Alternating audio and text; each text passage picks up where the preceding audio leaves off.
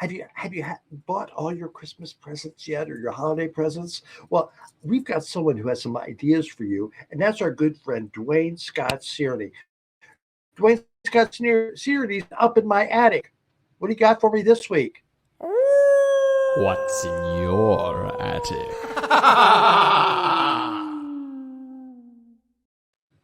Okay, Dwayne. Hey, All right.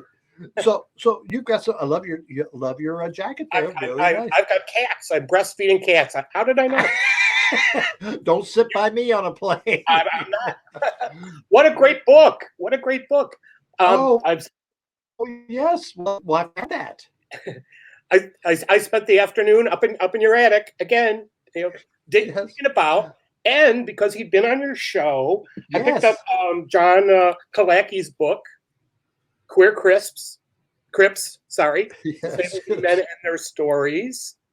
Oh, fascinating. John Kalaki has been on the show 3 or 4 times, both as an artist and as a state legislature. And he was just on a couple of weeks ago promoting his latest book about art, his commentaries on art.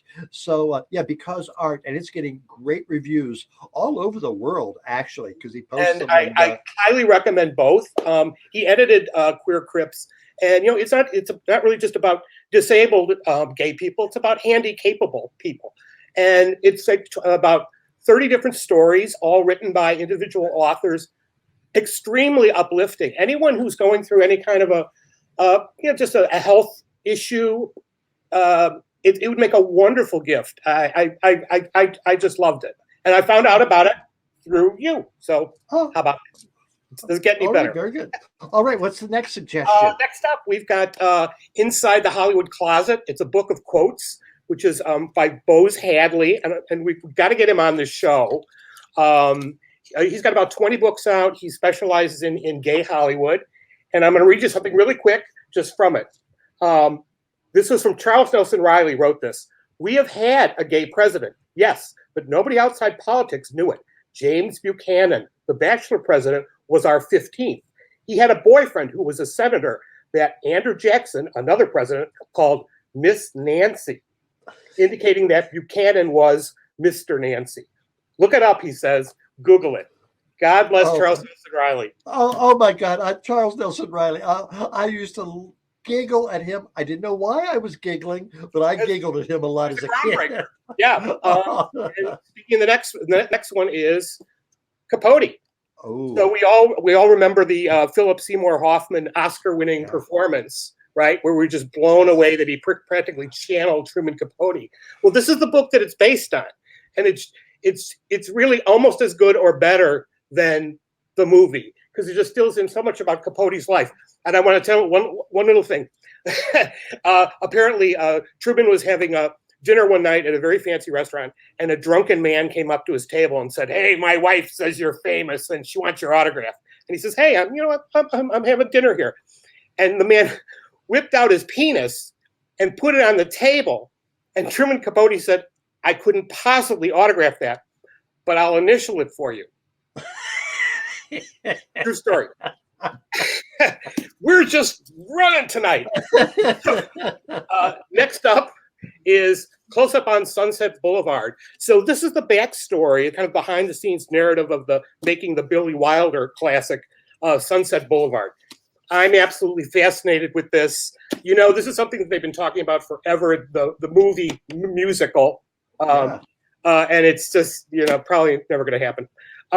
But anybody who's just into, old show business, old Hollywood, you're just going to eat this one up. Next, big book, very popular, and will soon be a film, Devil in the White City. So this is by Eric Larson from 2003, and this tells the true story of the serial killer H.H. Holmes, who ran a hotel during the 1893 World's Fair in Chicago. That has a Burlington connection too. It does. Yes, he moved to Burlington after all of that. Did he have a hotel? No. Oh, well, that's probably good. When you said that, I go, gosh, that sounds interesting. No, yeah, I thought maybe we dated him. He got around. Next up, Russell is so good. Next up is Gay New York. Gender, Urban Culture, and the Making of Gay Male World, 1890 to 1940. Now, you're not talking about Plattsburgh, New York, are you? I'm not talking about. or Plattsburgh, No, New York. we're talking about New York City, Manhattan. But and as Oh, for as important, of course, as Stonewall is, there is a history of a large presentation of gay life, lesbian life, intersex life before Stonewall, and what that was like. Very much kind of a social thing between the rich and the poor. Fascinating. So anybody into gay history? It's a must. Okay. Next up. Well, yeah. One more.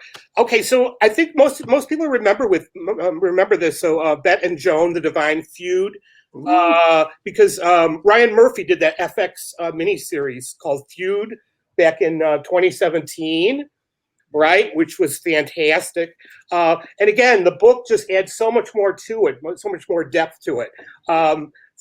Favorite story is when Joan Crawford died. Betty Davis had said, that she'd always heard that you should say something good about the dead.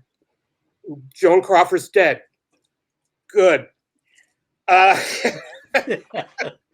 Oh, Beth. Now we're finishing up as our shameless plug.